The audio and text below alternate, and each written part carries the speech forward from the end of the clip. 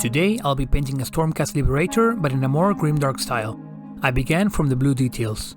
Over a base coat of blue, I stippled a mix of blue and turquoise. A sponge was used for this, and I made sure to unload excess paint from it so to get as many tiny dots as possible.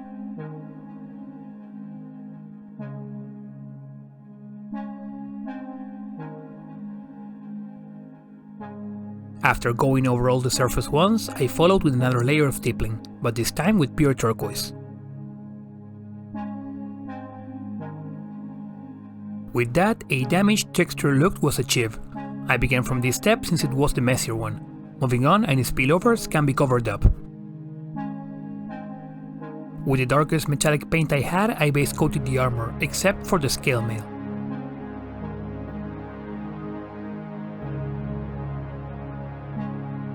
And just like before, using a pair of lighter tones, I did a bit of stippling. When it comes to the metallics, it will be hard to see now, but once I move on to shading the model, this step will be the one which will break the flatness of the armor panels.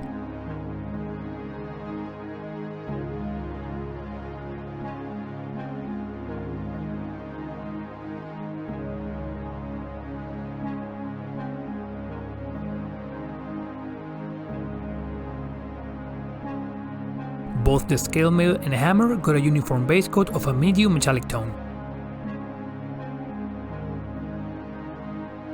When it comes to painting the trim and details, make sure not to have too much paint on your brush, so it won't flow outside of them. Also, avoid pointing at the finer details, and rather use the side of your brush to do the work for you.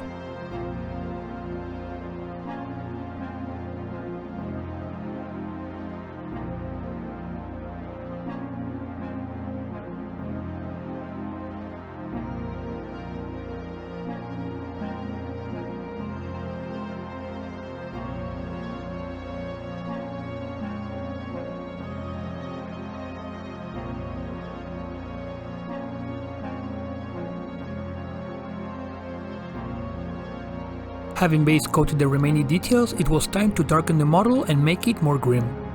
For that, a selection of green, black and brown oil paints was mixed alongside a couple drops of solvent to achieve a greenish matte color.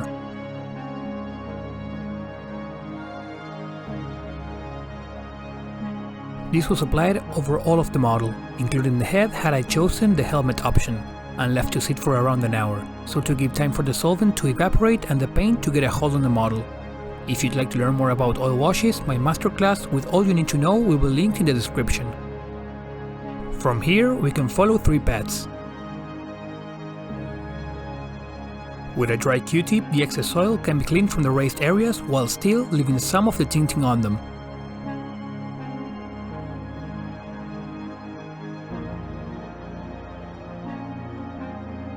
Alternatively, with a Q-tip damp with solvent, a more thorough cleanup can be done, where the solvent will reactivate while the Q-tip picks up all of the oils.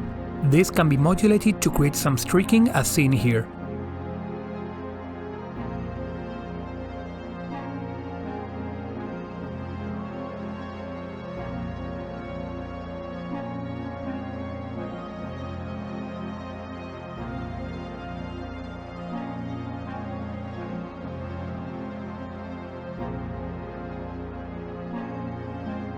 Or clean up all of the paint except for the deeper recesses.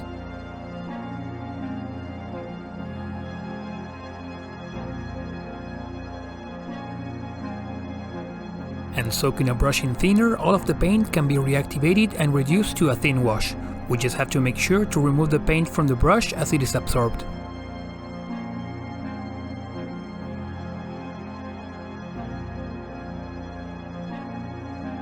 If you look close, the metallic stippling can now be appreciated thanks to the wash.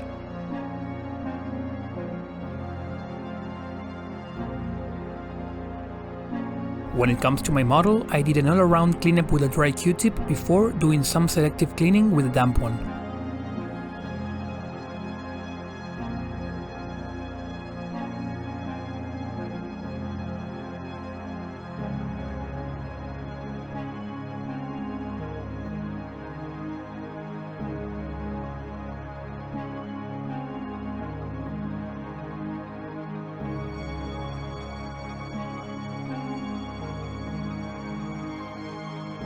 And here is the finished armor.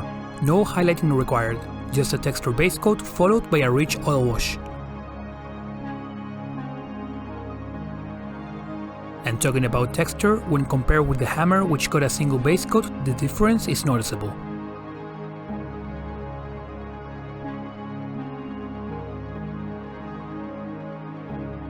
If you'd like a dedicated video on how to paint faces, make sure to let me know in the comments. But for now, I'll finish off this model with some blood effects. I tackled the smaller scar making use of the water trick, whereby wetting the surface beforehand, we can make use of the capillary action for the paint to flow into the recesses more easily.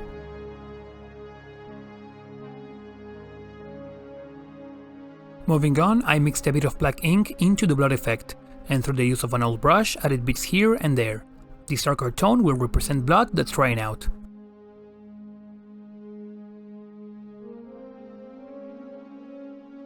Old brushes like this one are perfect to create random splatters and dots.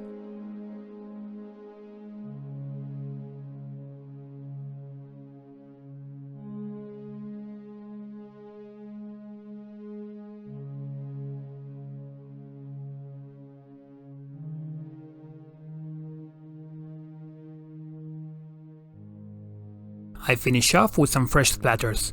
Adding a bit of water will help you get smaller dots, but with less value to them. While I forgot to record, here is how I did it, by flicking my brush against a popsicle stick, but there are many ways of doing it.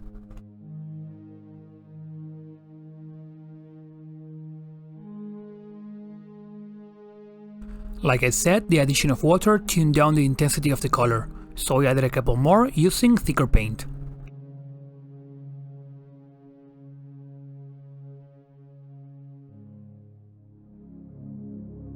And here is a finished model. Special thanks to my patrons, old and new, who made this and future Skaventide videos possible. Feel free to leave any questions you may have in the comments, and I'll get to them shortly. But for now, thank you for watching.